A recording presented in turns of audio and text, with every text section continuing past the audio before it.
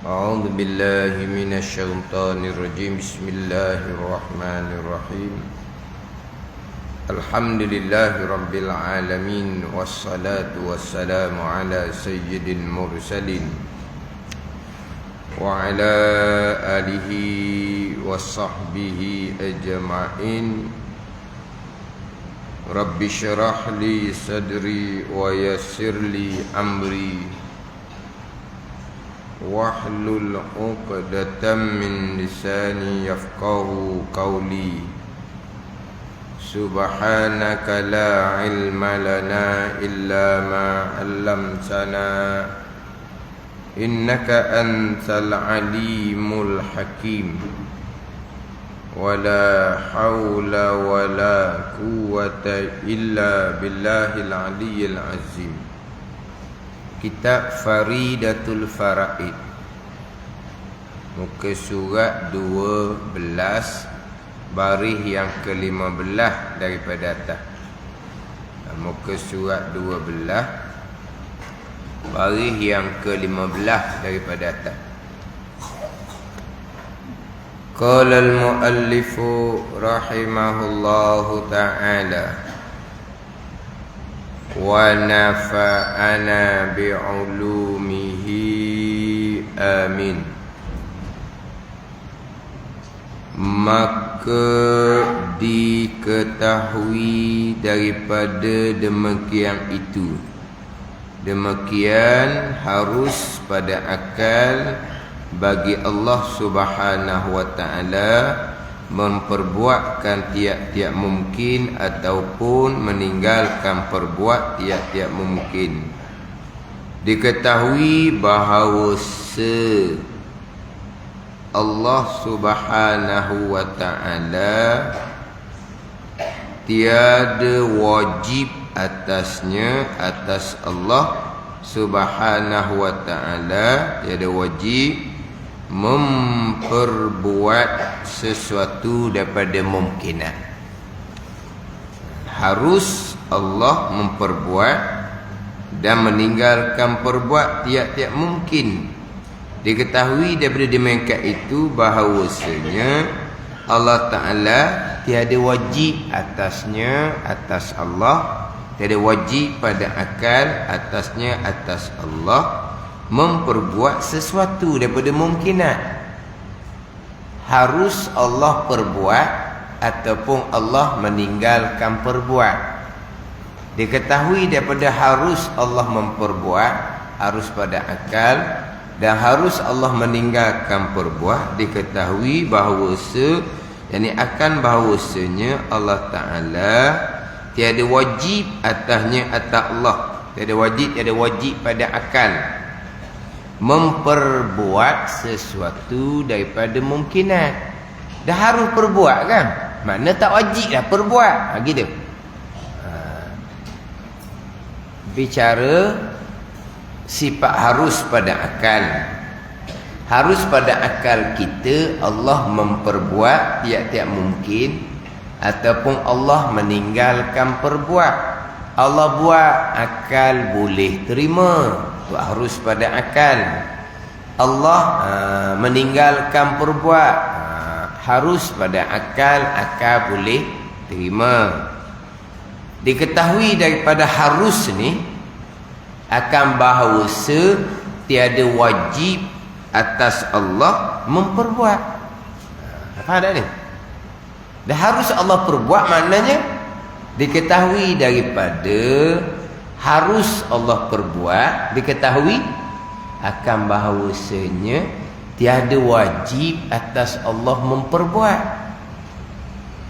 Kalau dah harus perbuat, diketahui daripada harus perbuat ni tiada wajib atasnya, atas Allah memperbuat sesuatu daripada mungkinat. Tak wajib, harus Allah perbuat. Perkara mungkinat ni perkara baik ke, perkara yang lebih baik ke, tak wajib. Perkara baik macam mana? Perkara baik Allah jadikan boleh makan. Perkara baik mana Allah masukkan ke dalam syurga. Perkara yang lebih baiknya mana? Allah masukkan ke dalam syurga, lapis darajah hak tinggi sekali Jannatul Firdaus, paling tinggi sekali tu. Tak wajib, harus Allah perbuat. Sesuatu daripada mungkinat. Sesuatu daripada mungkinat, perkara yang harus ada, harus tiada lah mungkinat ni. Allah perkara mungkinat, termasuk perkara baik, termasuk perkara jahat, harus. Tak wajib Allah. Allah nak buat perkara baik, harus. Allah nak buat perkara buruk, harus. Allah nak masukkan ke dalam syurga, harus. Allah nak masukkan ke dalam neraka, harus. Tak wajib atas Allah Subhanahu wa ta'ala memperbuat sesuatu daripada mungkinat. Mungkinat ni sama ada perkara baik ataupun perkara jahat, sama ada perkara manis ataupun perkara pahit. Baik, jahat, manis, pahit, tu mungkinat belaka tu. Akal kita boleh terima Allah perbuat perkara baik kepada hamba-Nya. Akal boleh terima Allah perbuat perkara jahat, pada perkara buruk pada hamba-Nya. Allah perbuat perkara manis bagi hamba-Nya. Allah perbuat perkara pahit bagi hamba-Nya. Akal boleh terima. Akal boleh terima Allah Ta'ala jadikan seseorang senang. Akal boleh terima Allah jadikan seseorang susah. Akal boleh terima Allah jadikan seseorang sehat. Akal boleh terima Allah jadikan seseorang sakit. Itu mungkinat belaka tu. Mungkinat belaka tu. Perkara yang harus ada, harus tiada. Akal boleh terima orang ni senang. Akal boleh terima orang ni susah, miskin, pakir, apa kedana. Akal boleh terima seseorang tu sehat. Tanya ada penyakit apa, tak ada. Akal boleh terima seseorang tu Tuhan jadikan sakit. Sakit bukan satu sakit. Sakit cukup pakej pula. Faham tak? Sakit cukup pakej. Faham lah sekarang ni. Apa dia penyakit yang cukup pakej tu. Akal boleh terima. Makna mungkinat tu perkara yang manis. Sehat manis lah. Perkara yang pahit, perkara yang buruk, sakit itulah. Harus bagi Allah. Tiada wajib Allah memperbuat sesuatu dengan mungkinat. Kenapa mungkinat ni? Perkara harus ada, harus tiada. Sama ada perkara tu baik, perkara tu jahat, perkara tu manis, perkara tu pahit, dia panggil mungkinat belaka. Perkara yang akal boleh terima ada, dan akal boleh terima tak ada. Ini perkara mungkinat. Maka tak wajib atasnya atas Allah perbuat sesuatu dengan mungkinat. Tak kira perkara mungkinat tu baik buruk pun. Ini di sisi ahli sunnah wal jamaah. Bersalahan bagi Mu'tazilah. Bersalahan bagi Mu'tazilah. Mu'tazilah ni golongan yang i'tizal. I'tizal ni tergelincir. Itu bahasa standard, tergelincir. Tapi ada juga orang tanya, Ustaz, tergelincir tu apa dia tergelincir?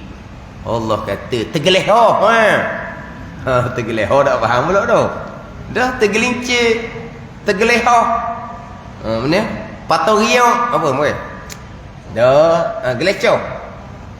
Tergelincir, tergelecoh. Tergelincir. Dia dah kena tergelincir ni. Mana terpesong. Faham terpesong? Terpesong okeylah. Sesat. Gitulah. Tapi memang biasa guna dengan tergelincir. Tergelincir daripada jalanan ahli sunnah wal jamaah. Kita tergelincir ni kereta api tau. Tergelincir daripada rel. Rel. Kenal tak anu rel? Tak nak kenal rel. Tuan mana ada kereta api. Tak usah cerita hok bukit besi lah. Bukit besi tu orang-orang tua-tua, tak ada orang umur sekarang ni. Tak kenal tu kan tu.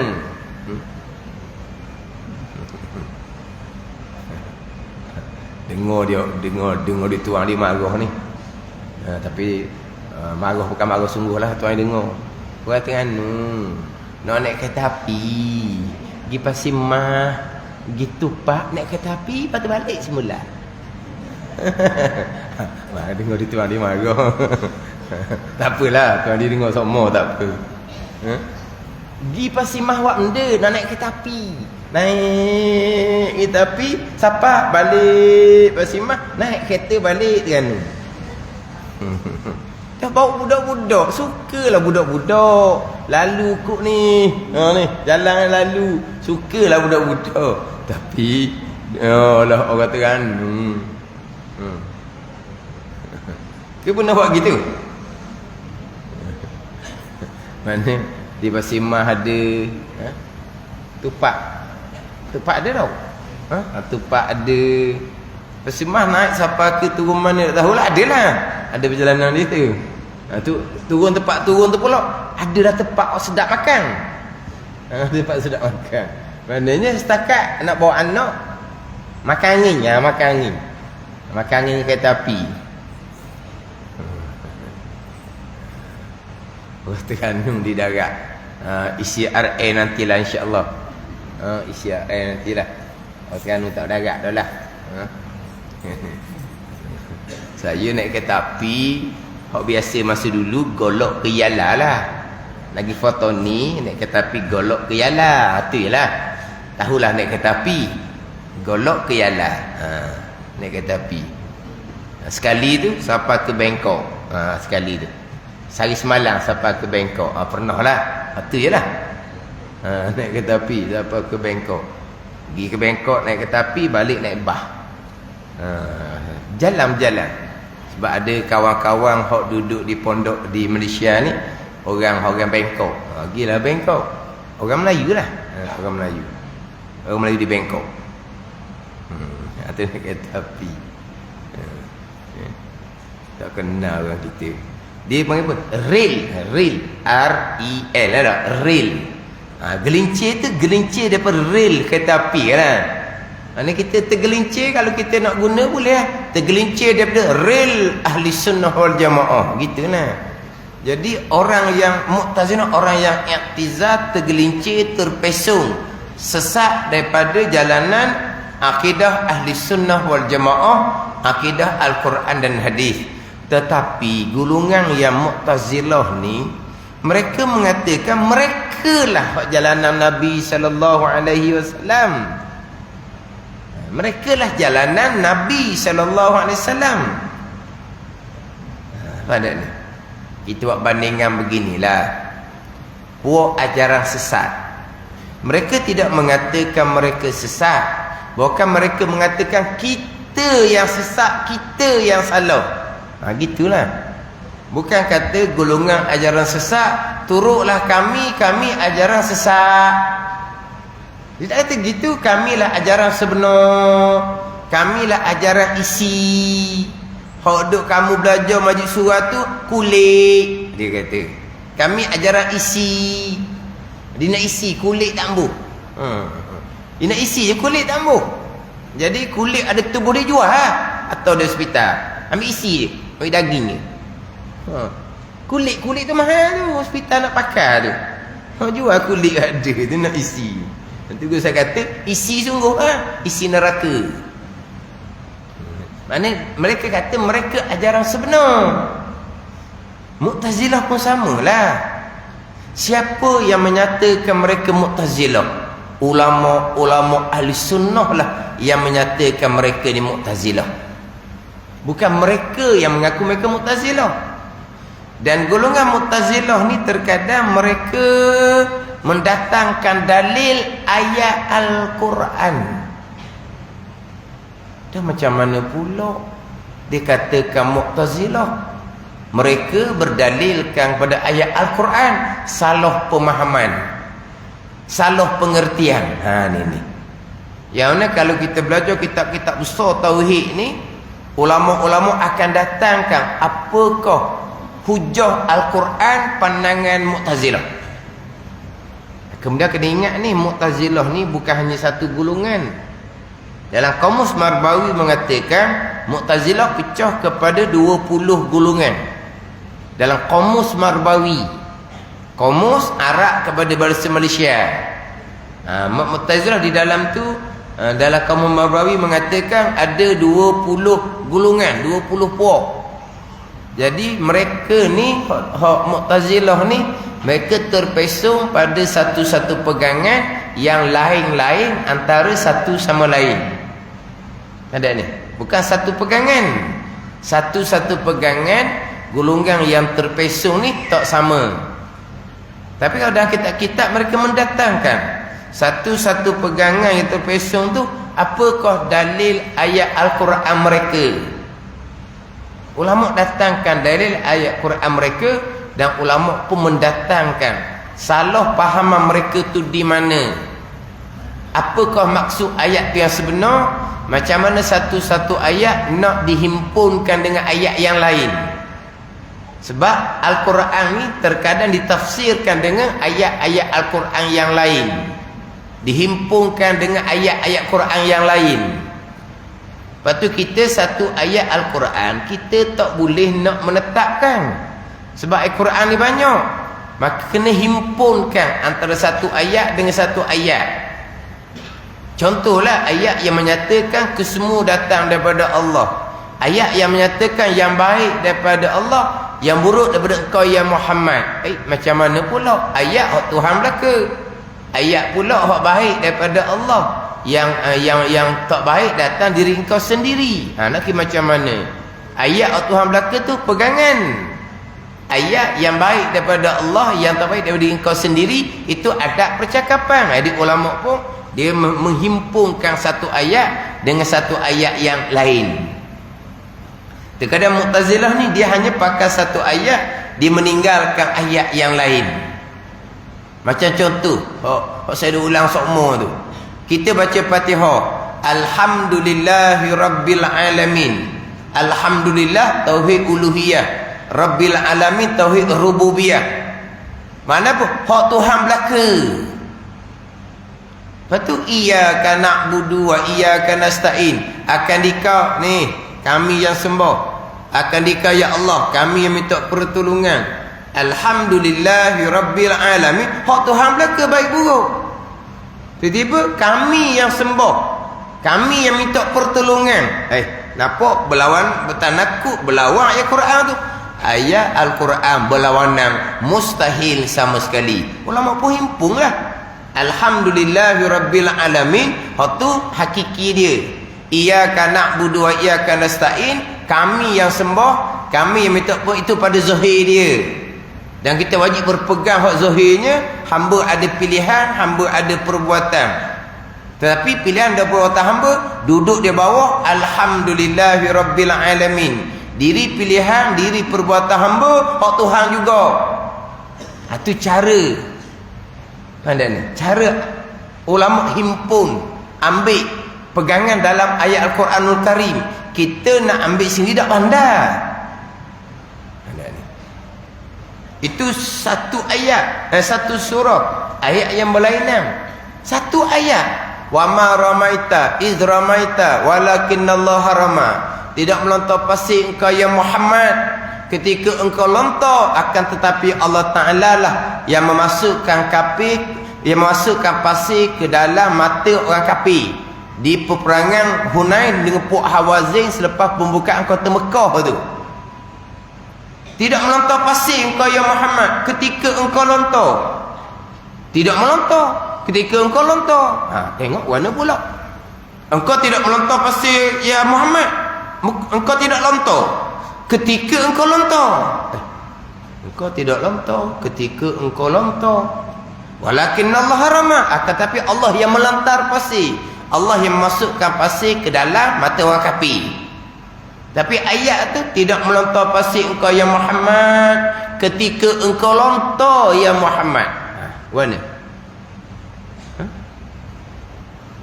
Dok berlawang gitu. Tidak melontar pasir engkau ya Muhammad ketika engkau lontar. Ketika engkau lontar tu engkau tidak melontar. Lawan apa pula? Ahli sunnahnya tidak melontar pasir engkau ya Muhammad pada batin hakiki. Izramaita ketika engkau lontar pada zahir majazi, letak Nabi Muhammad yang lontar. Hakikinya walakinnallaha rama. Allah yang memasukkan pasir dalam mata orang kafir. Hak gulungan terpesong pula. Wa ma ramaita iz ramaita. Tu. Tidak melontar pasti engkau ya Muhammad ketika engkau lontar. Tuan sebut ketika engkau lontar. Jadi berlakunya lontaran pasir berkongsi antara perbuatan Nabi dengan perbuatan Allah. Kongsi pula ibu. Perbuatan Nabi lontar pasir. Tapi orang kafir duduk jauh, orang kafir lontar panah. Lontar Allah tu. Bukan lontar panah ni ada. Anak panah tu apa? Panah tu. Lontar tu tombol no. Jadi orang kafir ni main dengan panah, mana jauh orang kafir ni. Jadi Nabi ni cekok pasti Nabi lontar. Takkan siapa dengan kekuasaan seorang hamba. Kalau mata orang kafir, jadi Nabi lontar tu bagian Nabi mutlak. Allah yang sambung hak perbuatan Nabi, bersyarikat antara perbuatan Allah dengan perbuatan Nabi. Ayat yang sama. Tapi golongan Mu'tazilah dihurang kat tu. Jadi bersyarikat antara perbuatan Allah dengan perbuatan Nabi. Maknanya Allah sambung perbuatan Nabi. Perbuatan Nabi ambil pasir lontar, bukan perbuatan Allah. Tapi dengan perbuatan Nabi sekadar kuasa hamba ni, nak pasir nak ke jauh mana? Pasir nak ke jauh mana? Pasir pula segenggang. Orang kafir pula ramai. Jadi Allah yang sambung. Ni. Ni pernah saya dengar dalam pengajaran di tempat kita lah. Mana nak ceritanya bekerjasama antara perbuatan Allah dengan perbuatan Nabi. Ayat kami yang menumbuhkan tumbuh-tumbuhan. Sebab apa sebut kami? Kami di situ maknanya Allah bersama pada menumbuhkan tumbuh-tumbuhan dengan perbuatan petani. Begitu. Inna anzalnahu fi lailatul qadr. Kami yang turunkan Al-Quran. Kami, kenapa kami? Sebab bekerjasama antara perbuatan Allah dengan perbuatan Jibril. Tu kau ceramah gitu tu. Kami tu mana Allah dengan makhluk. Dah kami kan. Kalau Allah saja, bukan kami, aku. Kan? Aku lain, kami lain. Aku mutakallim wahdah, seorang. Kami mutakallim ma'a ghairi, yang berkata-kata bersama dengan yang lain. Ana, faham ana? Akulah. Aku dengan saya, akulah bau bunyi tu sikit tau. Saya dah jadi tau. Ana tu saya. Bunyi ni bunyi apa? Forma orang ke? Akulah. Ana, aku. Mana apa tu? Mutakallim wahdah, yang cakap seorang. Kami mutakallim ma'a ghairi, yang bercakap yang lain. Jadi Allah sebut kami. Kami di situ bukan Allah yang lain. Kami ni Allah membesarkan akan diri Allah. Allah membesarkan diri Allah waktu sebut kami. Bukan Allah berkongsi dengan makhluk pekerjaan Allah. Jadi makna satu ayat macam mana ahli sunnah, macam mana Mu'tazilah. Wa ma ramaita iz ramaita walakinnallaha rama. Hak Nabi lontar, ketika kau lontar tu hanya pada zahir majazi letak saja. Hakiki tak ada perbuatan Nabi.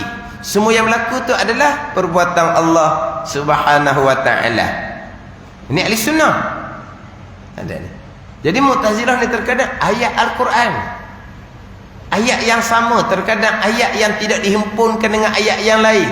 Maka dalam kitab-kitab besar ulama datangkan akidah Mu'tazilah serta dengan dalil ayat Al-Quran, dan ulama ahli sunnah pun memperjelaskan pemahaman salah Mu'tazilah yang kononnya mengambil daripada ayat Quran tapi salah pemahaman dia. Kalau jumpa di kita barangkali dengan baca ayat Al-Quran betul lalulah. Ayat Al-Quran tu betul kalamullah, tapi pemahaman betul ke tak? Ayat Quran betul kalamullah, pemahaman huraian tu betul ke tak? Tambahan pula sekarang ni terkadang ambil satu ayat huraian mengikut otak masing-masing. Hak Nabi sudah beri peringatan tu, man fassaral Qur'ana bi ra'yihi falyatabawa maq'adahu minan nar. Siapa yang mentafsirkan Al-Quran dengan ra'yi dia, dengan pandangan akal dia, maka dia telah mempersiapkan tempat dalam neraka.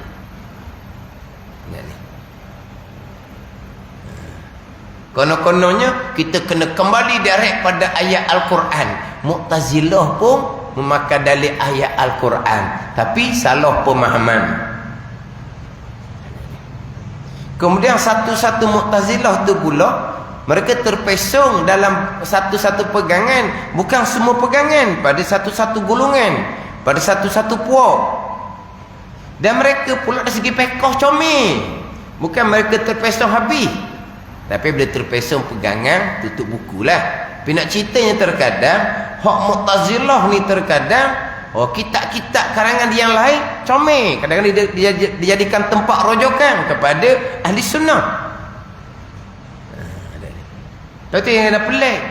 Apabila dinyatakan seseorang tokoh tu Mu'tazilah, mana mungkin Mu'tazilah dia alim. Alim apa? Alim bahagian hukum syariat. Betul, dia alim dari segi hukum syariat, tapi pegangan salah. Tak pelik. Tak pelik. Ada. Kita dah lah. Kita angkat seseorang sebagai tokoh kok. Kalau kata pegangan salah, mana mungkin salah. Sebab tu kita dah buat pegangan, kena tahqiq molek, kejap molek, fardu ain kepada kita sampai peringkat boleh membezakan.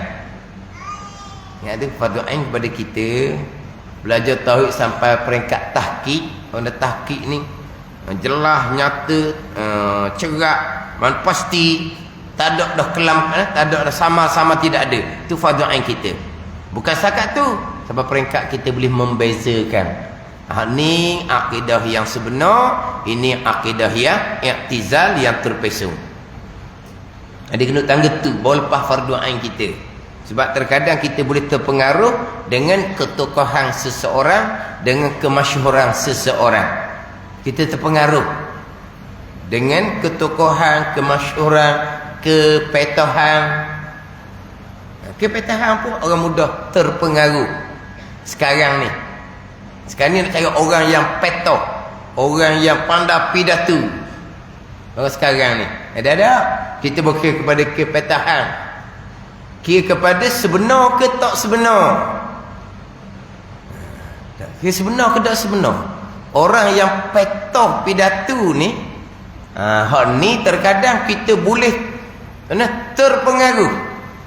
Sebagaimana dinyatakan oleh dalam Al-Quran, dalam surah Munafikun tu, Tuhan kata, wa iza ra'aitahum tu'jibuka ajsamuhum wa in yaqulu tasma' liqaulihim ka'annahum khusyubun musannadah. Wa iza ra'aitahum, bila engkau melihat akan mereka itu, tu'jibuka ajsamuhum, ajib kitanya, dengan tubuh badan, dengan penampilan mereka, ajib kita, terpengaruh kita dengan penampilan, dengan karakter, dengan ketokohan. Wa in yaqulu tasma' liqaulihim, Tuhan kata, bila berkata mereka itu, engkau akan mendengar perkataan mereka, mana engkau akan terpengaruh dengan perkataan mereka. Ka'annahum khusyubun musannadah. Tapi si Allah seperti papan yang tersandar di dinding, tak ada nilai pun. Tapi kita tengok, kita terpengaruh dengan penampilan, dengan ketokohan, karakter dia. Bagaimana? Karismatik dia. Dengan penampilan dia tu, dengan kepetohan dia tu. Wa in yaqulu, Tuhan kata tasma' liqaulihi, orang akan terpergung dengan pencapaian dia, dengan percakapan dia. Terkadang orang alim, ulama-ulama dalam negara, luar negara boleh terpengaruh dengan manusia yang seumpama ni. Sebab apa? Penampilan dia, kepetahan dia.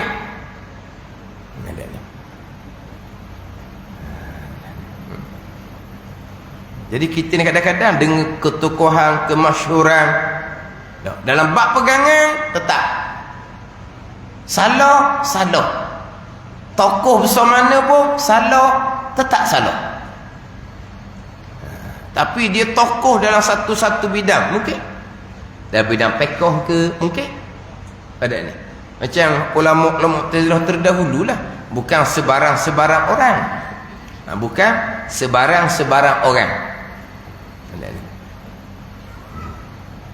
Sebab itulah dahulu Mu'tazilah ni dia boleh menguasai 2-3 khalifah Islam. Khalifah Mu'tasim, Ma'mum, dia 2-3 khalifah yang dikuasai oleh ulama-ulama Mu'tazilah. Kemudian barulah fahaman Mu'tazilah lama-lama jadi malak, jadi lemah. Tapi khalifah Islam terpengaruh dengan ajaran fahaman daripada ulama Mu'tazilah. Itu masih lagi di awal Islam. Sambahan pula pada masa sekarang kena cepat moleklah, kena tahqiq molek ilmu tauhid.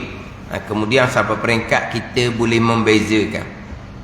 Jadi Mu'tazilah ni golongan yang tergelincir, terpesong daripada jalanan ahli sunnah wal jamaah. Tapi Mu'tazilah ni macam ajaran sesat lah. Dia satu nama besar. Kemudian Mu'tazilah ni ada 20 puak ke bawah. Ulama kata banyak lagi puak Mu'tazilah ni. Ajaran sesat, nama besar. Di bawah tu ada nama-nama asing-asing. Dan kesesatan antara satu golongan dengan satu golongan ni, kesesatan yang berbeza. Nama pun berbeza, tapi nama besarnya ajaran sesat. Nama besarnya Mu'tazilah. Bawah ni banyaklah pahaman-pahaman yang berbeza Mu'tazilah ni. Bersalahan bagi Mu'tazilah pada kata mereka itu, kata dengan mana i'tiqad. Kata dengan mana i'tiqad. Yaquluna ayaqtaqiduna. Pada kata mereka itu, pada i'tiqad mereka itu. Pada kata mereka itu ni, pada i'tiqad mereka itu, wajib atas Allah Ta'ala memperbuat solah dan aslah. Solah dan aslah. Wajib atas Allah Ta'ala memperbuat solah baik dan aslah terlebih baik. Artinya, arti solah dan aslah yang baik itu terjemah pada solah, dan terlebih baik iaitu terjemah kepada aslah. Maka ini terperik balik kepada mazhab ahli sunnah, bukan Mu'tazilah ni. Hak ahli sunnah, ahli sunnah harus tiada wajib atas Allah memperbuat sesuatu daripada mungkinat. Solah ke aslah ke mungkinat belakalah, tak wajib. Mu'tazilah wajib buat solah, wajib buat baik. Buat aslah terlebih baik, wajib. Dia akan contoh di bawah tu. Macam contohnya solah, ada makanan, wajib Tuhan jadikan ada makanan. Aslah, ada makanan yang berkhasiat, bervitamin. Gitulah. Kan makanan ni kan ada sekadar makanan. Makanan lah. Mana lepas daripada kelaparan. Tapi makanan begitulah. Ada makanan yang aslah, makanan yang lebih baik. Wajib tu atas Allah. Ahli sunnah tak wajib Allah memperbuat sesuatu daripada mungkinat, termasuk salah dan aslah. Harus. Mu'tazilah wajib Allah buat baik kepada hamba, buat lebih baik kepada hamba. Wajib Allah jadikan hamba ni boleh makan. Wajib atas Allah jadikan hamba ni boleh makan sedap, boleh makan berkhasiat, bervitamin contohnya. Lepas tu hak kebulur, hak tak ada makanan, itu Tuhan tak buat tu. Sebab itu benda buruk Tuhan tak buat. Dan kenapa mereka jadi kebuluran? Dan mereka berperang perkara buruk, bukan qada Allah. Mu'tazilah kan. Hak baik je kan qada Allah. Hak jahat, hak buruk bukan qada Allah. Berperang, itu bukan qada Allah. Daripada berperang yang bukan qada Allah, jadi kebuluran. Kebuluran bukan qada Allah. Manusia yang buat sendiri. Sebab manusia yang berperang. Lagi situ. Sekarang Allah wajib buat solat, ada makanan. Buat aslah, boleh makan sedap. Tapi hak kebuluh tu macam mana? Bukan Allah yang buat. Itu manusia sendiri yang cari penyakit. Gitu. Sebab Mu'tazilah Allah hanya mengqadakkan perkara baik. Perkara jahat, perkara buruk tidak ada kaitan dengan qada iradah Allah Subhanahu wa taala. Allah hanya mengetahui. Seseorang akan memilih dan melakukan perkara jahat, melakukan perkara buruk. Maka terhasil daripada perkara jahat, terhasil daripada perkara buruk yang dipilih, yang dilakukan oleh seseorang hamba yang bukan datang dari qada Allah, maka timbullah kebuluran. Dah berperang macam di Syria tu kan, kenapa timbul kebuluran? Kerana mari daripada peperangan. Peperangan bukan perkara baik. Allah tidak mengqadakkan peperangan. Daripada peperangan yang Allah tidak qadak itulah berlakunya kebuluran. Kebuluran bukan datang dari perbuatan Allah. Allah tidak menghendaki perkara yang buruk. Perkara buruk itu datang daripada perbuatan manusia sendiri. Datang daripada manusia sendiri. Ini Mu'tazilah. Jadi balik pada ahli sunnah, maka harus bagi Allah Ta'ala, maka harus baginya bagi Allah Ta'ala. Ini tafriq atas mazhab ahli sunnah ni, yang mana tiada wajib atas Allah memperbuat satu kemungkinan. Maka harus baginya Ta'ala, bagi Allah Subhanahu wa Ta'ala, harus memperbuat keduanya, solah dan aslah, dan ketiadaan memperbuat keduanya, kedua solah dan aslah harus, tak wajib atas Allah Ta'ala. Memperbuat perkara solah harus, memperbuat perkara lebih aslah, yang aslah tu lebih baik harus, dan ketiadaan memperbuat keduanya. Allah tak buat perkara yang baik, perkara yang lebih baik harus. Allah buat perkara yang buruk, Allah buat perkara yang lebih buruk. Itu harus, itu mungkin nak berlaku. Perkara yang harus ada, harus tiada berlaku. Ini di sisi ahli sunnah wal jamaah. Ini di sisi ahli sunnah wal jamaah.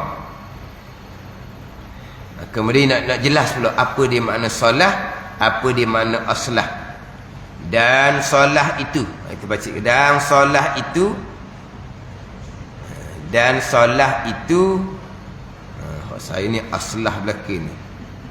Hak Jawi cetakan lama ni ada kena baikilah. Cuma hak Jawi cetakan baru tu comel. Hak Jawi cetakan lama ni solah pun aja tak betul, aslah pun aja tak betul. Hak Jawi cetakan lama, saya tengok hak cetakan baru ni jadi comel. Sebab saya pakai cetakan lama, muka surat 14 dah.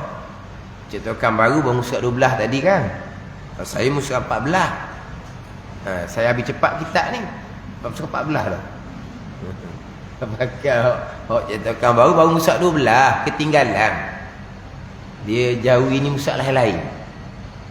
Sebenarnya cerita sebelum ni kan, saya mengajar bertahun kitab Faridah. Saya beritahu muka surat baris, muka surat baris. Sebenarnya tak betul pun dengar ada tangan orang no. Tapi seorang tak beritahu. Setahun lebih rasanya barulah saya terperasan. Kena-kena muka surat tak sama, baris dagi tak sama. Tapi yang saya beritahu muka surat baris itu, hak pegang kitab Faridah hak baru ni, cetakan berwarna putih ni, seorang tak beritahu. Ustaz tak jumpa pun muka surat tak sama ke, seorang tak bunyi. Sebab apa? Kadang-kadang kitab ada tangan dibuka je, kat mana tak tahu anda nak baca. Bukan. Bukan dulu masa ngajar dulu tak ada rumi. Tak ada rumi. Ada kedah masa saya tak tahulah, tapi tak masyhur lagi rumi. Jadi semua belajar tu Jawi belaka. Tak ada rumi masa tu. Masa tu belum dirumikan ke macam mana, wallahu alam lah. Tak timbul lagi. Jadi masing-masing pegang hak Jawi. Kena pegang saja, boleh pahala pegang tu. Boleh pahala. Dia tak beritahu bahawa saya beritahu muka surat tu tak sama. Memang tak samalah. Sebab cetakan saya cetakan lain, yang mana memang banyak kesilapan cetakan hak saya ni. Solah aslah semua je tak betul belaka. Tapi saya baca ikut dalam cetakan barulah, senang. Solah dan aslah. Apa di solah ni? Dan solah itu barang yang membetuli fasad. Fasad ni binasa rosak. Seperti iman tu solah. membetuli kufur. Kufur tu fasad, rosak. Dan sehat, sehat tu solat. Pada membetuli sakit, sakit tu fasad. Dan aslah, yang lebih baik, barang yang membetuli solat, membetuli solat. Mana apa ni? Hak di atas daripada solat, seperti memberi makan akan seseorang dengan makanan yang baik, yang sedap, serta membetuli memberi makan makanan yang tiada sedap. Mana makanan sedap tu aslah, makanan yang tiada sedap tu solat baik. Dan kata kil, kata setengah ulama, keduanya, kedua solah dan aslah perkara yang satu makna antara solah dan aslah. Mana aslah ni isim tafdil, laisa ala babi, dengan makna yang baik juga, bukan yang terlebih baik. Itu itu kata kil. Jadi gini, macam kata solah ni iman, lawan dia fasad, iaitu kufur. Pada ni aslah iman yang sempurna, tu aslah. Beriman tu solah, iman yang sempurna aslah. Dia gitu. Tanda ni. Lepas tu datangkan contoh sihat atau solah. Aslah ni membetuli sakit, membetuli sakit. Solah tu baik, sehat tu dia panggil solah. Sakit itu dia panggil fasad. Sehat, sehat tu baik je, sehat, tak ada penyakit. Tapi nak buat kerja berat-berat tak lagak. Orang sehat serta bertenaga, itu dia panggil aslah. Ada ni, sehat baiklah tuan buat, sehat baik.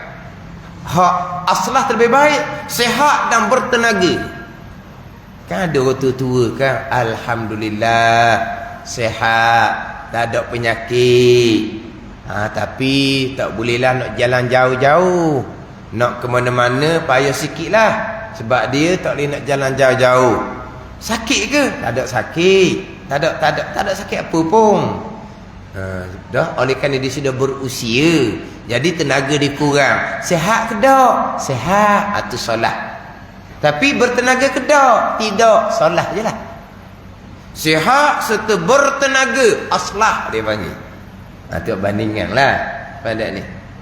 Beriman, solat. Iman orang awam kita je lemah, iman turun naik iman kita ni. Tapi baiklah tu. Kemudian aslahnya terlebih baik, iman yang sempurna, iman yang kuat, tu aslah. Jadi Mu'tazilah ni menjadikan seorang beriman, iman kuat wajib atas Allah. Sebab tu hak kafir tu perkara jahat, tak ada kena-mengena dengan Allah. Tu Mu'tazilah. Ada ni. Wajib Allah jadikan seseorang tu sihat. Solat, sihat serta bertenaga. Aslah. Tu hak sakit tu, sakit Allah tak buat. Lepas tu kenapa sakit? Dia pergi makan hak benda yang tak baik untuk kesihatan, sakitlah dianya. Jadi hak buruk-buruk tu tak ada kaitan dengan Allah Subhanahu wa ta'ala. Itu Mu'tazilah. Sakit kenapa? Nabi kata aslu kulli da'in al-baradah. Nabi kata aslu kulli da'in al-baradah. Asal umbi punca segala penyakit banyak makan. Wa aslu kulli dawa'in al-himyah. Nabi kata asal obat adalah pantang. Pada itu pantang. Nabi kata asal segala obat. Kita pantang juga, pantang jumpa. pantang jumpa kita, pantang. Makna Nabi kata banyak makanlah punca daripada penyakit. Jadi banyak makan ni benda yang tak baik. Benda tak baik bukan datang daripada qada Allah. Ni Mu'tazilah, tak ada qada Allah. Sebab itu benda buruk. Daripada banyak makan jadi sakit. Sakit tu benda fasad, benda yang tak baik. Bukan Allah yang buat.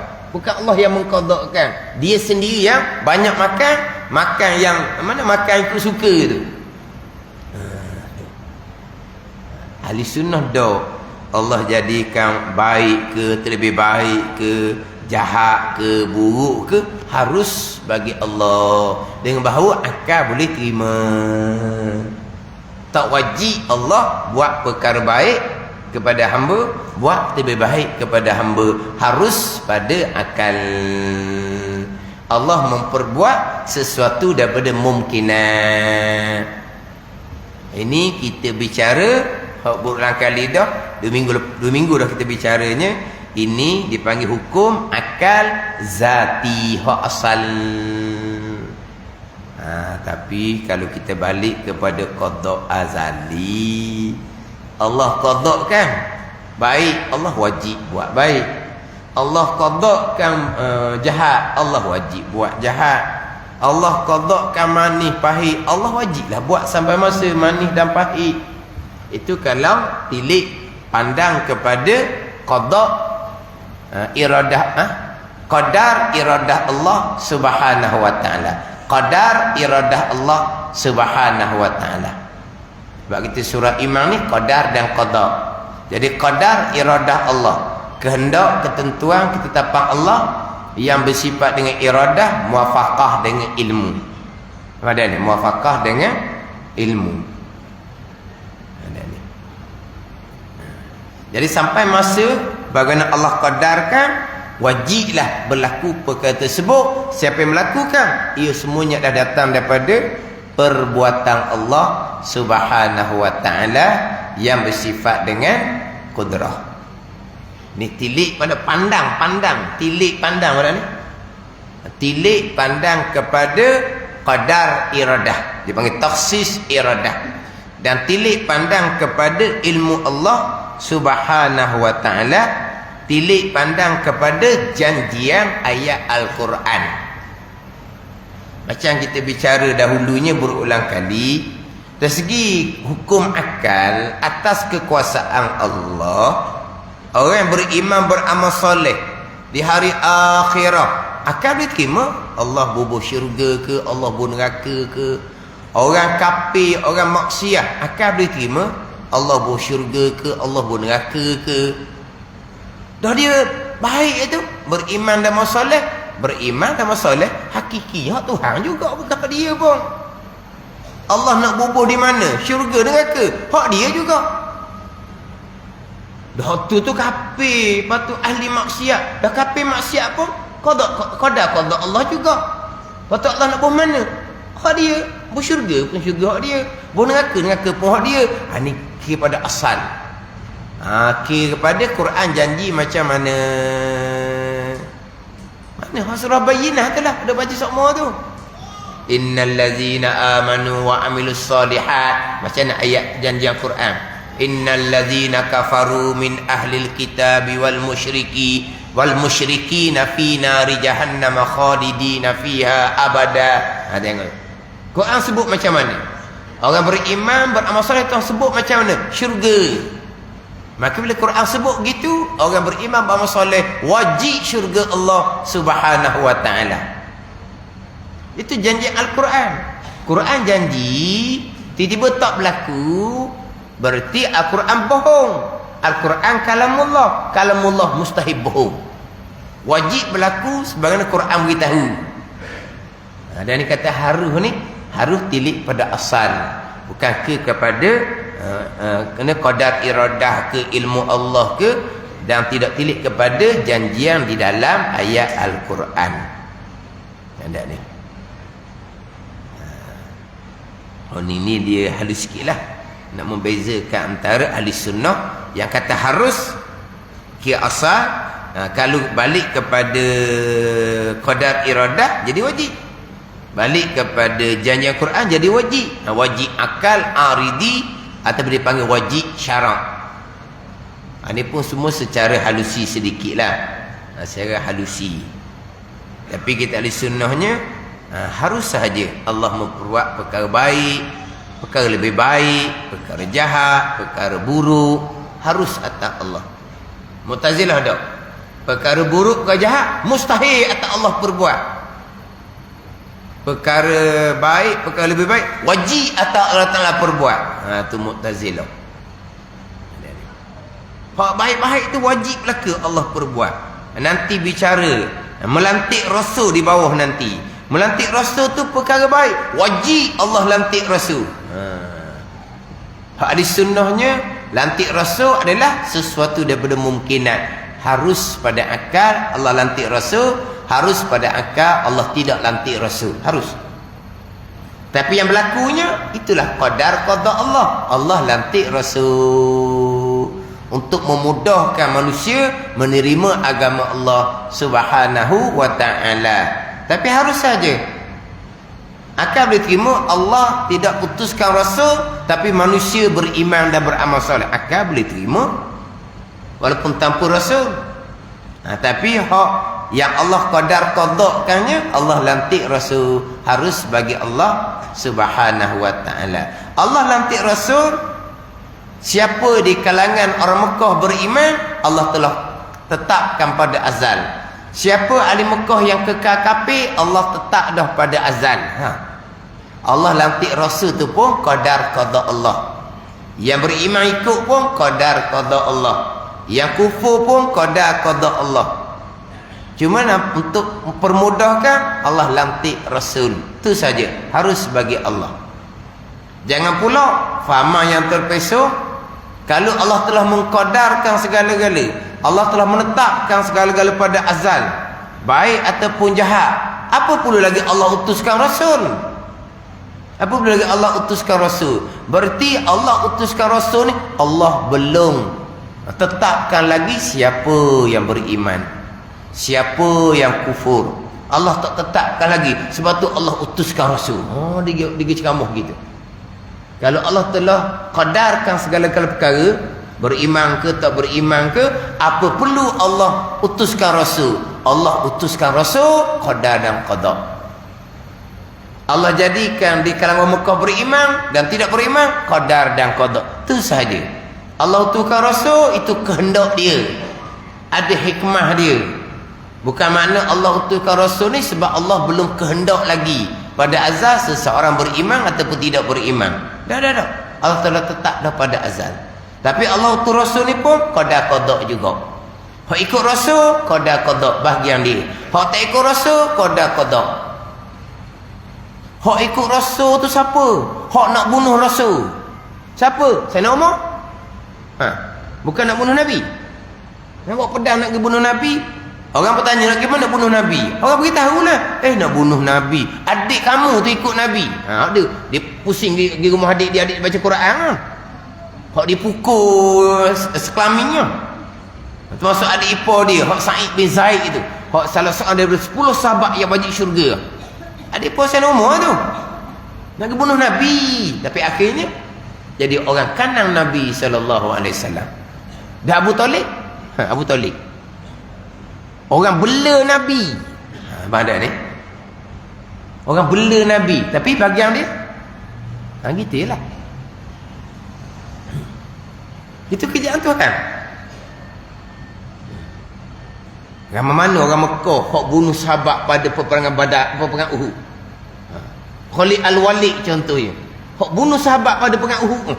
Hak sahabat mati 70 orang tu. Akhirnya jadi panglima tentera Islam.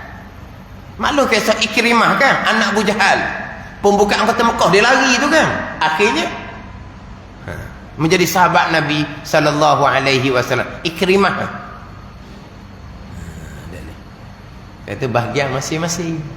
Yang tetap daripada azal gitulah. Tapi Allah utuskan rasul harus ada hikmah dia. Itu je. Tapi sesiapa di kalangan orang Mekah beriman tak beriman, Allah telah tetapkan pada azal. Karuk sangat-sangat kalau Allah telah tetap kepada azal segala-gala, apa perlu lagi Allah utus rasul?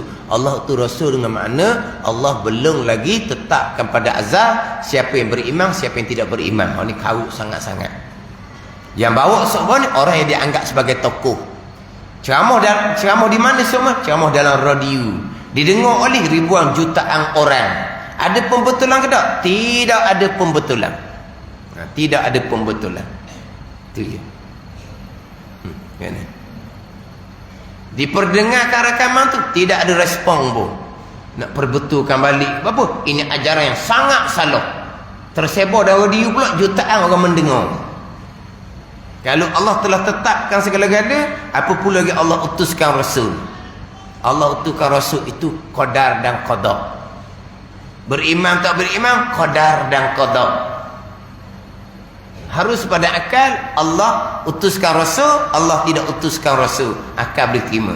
Tapi Allah telah mengqadarkan pada azal akan diutuskan Rasul, Allah utuskan Rasul. Ada hikmah-hikmah dia.